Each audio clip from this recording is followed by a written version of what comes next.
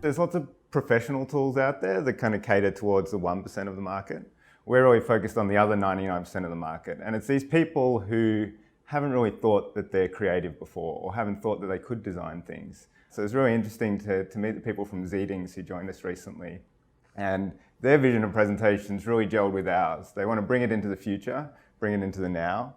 And the way that they want to do that is by making presentations an interactive experience with the audience. So the audience can add their voice to the conversation, and the presentation becomes a lot more dynamic. And it's a lot more engaging, and we've seen that people that use that presentation style end up communicating in a much better way. So it's those two pieces of the puzzle of having a great design experience, which gives you a much more beautiful design, one that communicates better, as well as creating that rapport between you and your audience. So is PowerPoint then your main direct competitor? It's an interesting comparison. We definitely see presentations as something that can be revitalized and have new ideas brought into it. We're really interested at the moment in bringing presentations out of kind of that older age. The way that people communicate has changed a lot. And nowadays we want it to be more of a dialogue rather than this monologue of someone just standing up and spitting information at you.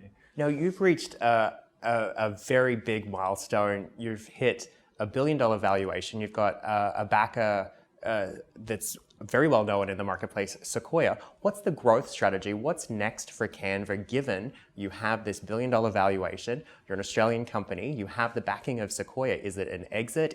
What's next? It's definitely not an exit. We're a company that's going to be around for a long time. And our vision is to empower the world to design.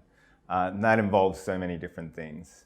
One of them is that we want to have a really wide breadth of things that people can design in. So as we add more things into the product, so as we're tackling animations, websites, presentations, we just see more and more things that the philosophy of Canva can help out on. So that's on the product side.